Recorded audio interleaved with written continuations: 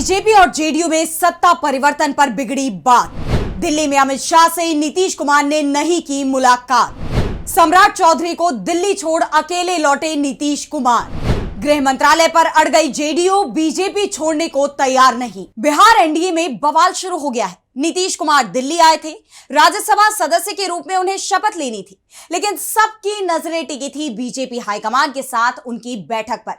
गृह मंत्री अमित शाह के साथ नीतीश कुमार की बैठक होनी थी और इस बैठक के बाद तय होना था कि बिहार की सत्ता में बदलाव किस तरह से हो रहा है। यह बात तो तय हो गई है कि नीतीश कुमार अब ज्यादा दिन सीएम नहीं रहेंगे, वो कभी भी इस्तीफा दे देंगे। और यह भी तय माना जा रहा था कि बीजेपी इस बार सीएम पद पर अपना कब्जा जमा लेगी, लेकिन आखिरी वक्त पर पेंच फंस गया है। एक तरफ तो आरजेडी की तरफ से नीतीश को खुला ऑफर दे दिया गया है, जिसमें कहा गया है कि नीतीश साथ आए, साथ में सरकार बनाए और 2030 तक सीएम बने रहें, बीजेपी के दबाव में सत्ता नहीं छोड़े। वहीं जेडीयू के अंदर से भी मांग उठ रही है कि अगर नीतीश नहीं तो निशांत सही, लेकिन सीएम जेडीयू का ही सही। और अब खबर यह आ रही है कि नीतीश दिल्ली गए थे, वहां अमित शाह से मिले बिना ही वो लौट आए हैं। शाह के साथ उनकी मुलाकात तय थी, लेकिन आखिरी समय पर बात बिगड़ गई और अब ये बिगड़ी बात बिहार एनडीए पर बहुत भारी पड़ती दिखाई दे रही है। नीतीश कुमार पटना लौट आए हैं और अब सबकी नजरें उन पर टिकी हुई हैं। सवाल उठ रहे हैं कि क्या नीतीश पलटी मारेंगे या फिर बीजेपी के सामने सरेंडर कर देंगे, और इसी पर आज हम अपनी स्पेशल रिपोर्ट में करेंगे बात।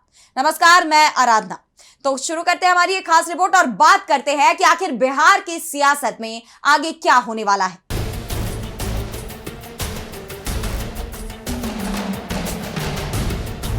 तो बीजेपी और जेडीयू के बीच पेंच फंस गया है। नीतीश कुमार की जगह बीजेपी अपना सीएम बनाने का सपना देख रही थी, वो सपना अब एक बार फिर टूटता दिख रहा है।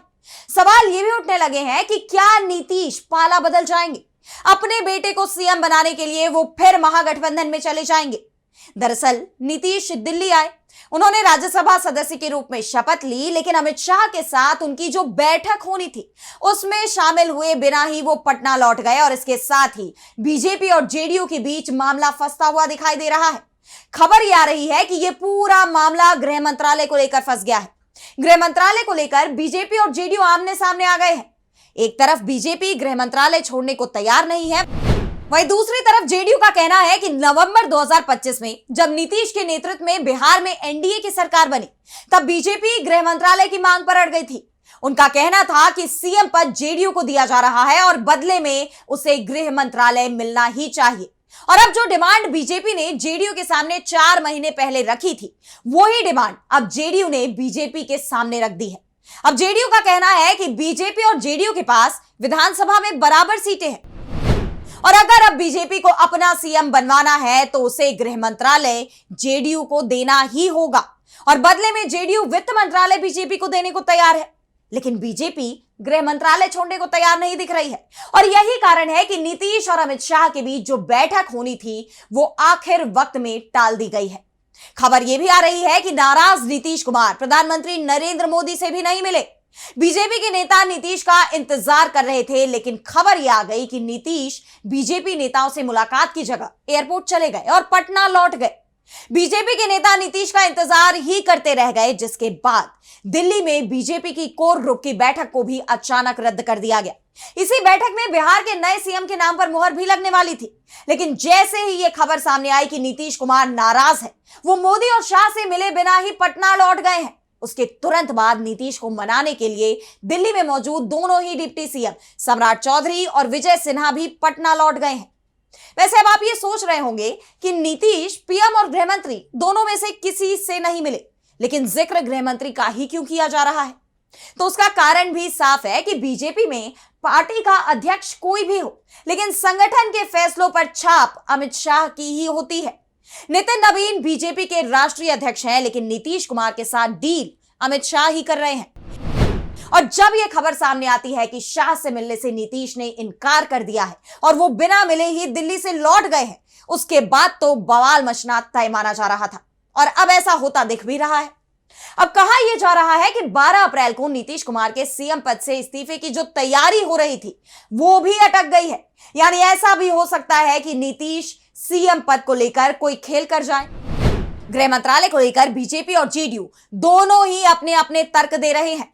एक तरफ बीजेपी है जो हर हाल में गृह मंत्रालय लेने पर अड़ी हुई है, वहीं दूसरी तरफ जेडीयू भी इस पर दावेदारी कर रही है। नीतीश कुमार की पार्टी जेडीयू का कहना है कि अभी गृह मंत्रालय बीजेपी के पास है, नई सरकार में बीजेपी का सीएम बन रहा है, ऐसे में अब यह गृह मंत्रालय जेडीयू के पास होना चाहिए। पिछले 20 साल से गृह मंत्रालय मुख्यमंत्री नीतीश कुमार खुद ही संभाल रहे थे। 2025 के विधानसभा चुनाव के बाद वाली सरकार में नीतीश कुमार ने गृह मंत्रालय तो छोड़ दिया था, लेकिन सामान्य प्रशासन विभाग अपने ही पास रखा हुआ था। और यह बात तो तय मानी जा रही है कि अगर बीजेपी का सीएम बनेगा तो सामान्य प्रशासन विभाग भी सीएम के ही पास चला जाएगा।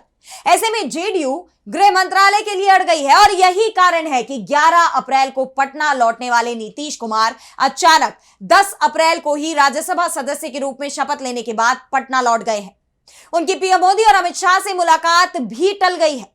पीएम मोदी के साथ तो शिष्टाचार मुलाकात थी, लेकिन अमित शाह के साथ सत्ता बंटवारे पर बात होनी थी। लेकिन शाह से बिना मिले नीतीश का पटना लौटना अब बीजेपी की परेशानी का कारण बनता दिखाई दे रहा है। बीजेपी की सबसे बड़ी चिंता यह है कि आरजेडी पहले से ही मौके की तलाश में बैठी हुई है। उसकी तरफ से नीतीश को खुला न्योता दिया गया है कि साथ आए और सरकार बनाए और उसे पूरे 5 साल तक चलाएं, कोई भी दबाव नहीं होगा। वहीं दूसरी तरफ बीजेपी सीएम पद तो छीन ही रही है, गृह मंत्रालय भी नीतीश को देने को तैयार नहीं दिख रही। ऐसे में अगर नीतीश इस मौके पर पलटी मार जाते हैं तब बीजेपी के हाथ ना तो सीएम पद आएगा और ना ही गृह मंत्रालय उसे मिल पाएगा। वैसे अभी भी बीजेपी ने उम्मीदें नहीं छोड़ी हैं, नीतीश को मनाने की पूरी कोशिशें चल रही हैं। पटना में राज्यसभा सदस्य और जेडीयू के कार्यकारी अध्यक्ष संजय झा, केंद्रीय मंत्री ललन सिंह, जिनके बारे में कहा जा रहा है कि इन दोनों के जरिए ही बीजेपी ने नीतीश को इस्तीफा देने के लिए मनाया था, अब इनके ही जरिए एक बार फिर नीतीश को मनाने की कोशिशें शुरू कर दी गई हैं। बिहार भाजपा के प्रभारी विनोद तावड़े, बिहार के डिप्टी सीएम सम्राट चौधरी और प्रदेश अध्यक्ष संजय सरावगी लगातार इनसे बातचीत कर रहे हैं, मना रहे हैं। बीजेपी और जेडीयू नेताओं के बीच अब बैठक बुलाई गई है। पटना में होने वाली इस बैठक में यह तय होगा कि नीतीश कुमार इस्तीफा देंगे या नहीं देंगे। जेडीयू की तरफ से अगर गृह मंत्रालय वाला पेंच फंसा दिया जाता है तब तो नीतीश के इस्तीफे को लेकर जो कहा जा रहा था कि वो 12 अप्रैल को इस्तीफा देंगे, वो टल सकता है। और अगर ऐसा होता है तो महागठबंधन के लिए भी मौका बन सकता है। जेडीयू की तरफ से कहा जा रहा है कि निशांत अगर सीएम नहीं बन पाते हैं तो उन्हें डिप्टी सीएम पद मिलेगा, हम इतना सहन कर लेंगे, लेकिन निशांत अगर डिप्टी सीएम बनते हैं तो उनके पास गृह मंत्रालय होना चाहिए। गृह मंत्रालय नीतीश कुमार की पहचान बन गया था। भले ही 4 महीने से यह बीजेपी के पास हो, लेकिन इससे पहले यह नीतीश के ही पास रहा है। और अगर यह निशांत के पास आता है तब निशांत का दबदबा भी तेजी से बढ़ेगा।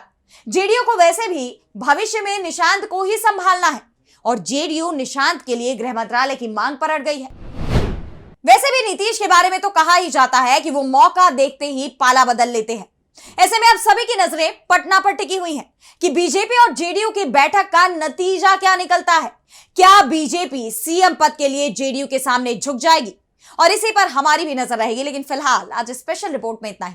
कैसी लगी आपको रिपोर्ट हमें कमेंट सेक्शन में बताइए, और अगर आपको रिपोर्ट पसंद आई तो वीडियो को लाइक करना ना भूलें और चैनल को सब्सक्राइब कर ले। इसी के साथ मुझे दीजिए इजाजत और देश दुनिया की तमाम बड़ी खबरों के लिए आप देखते रहिए डीबी लाइव। नमस्कार।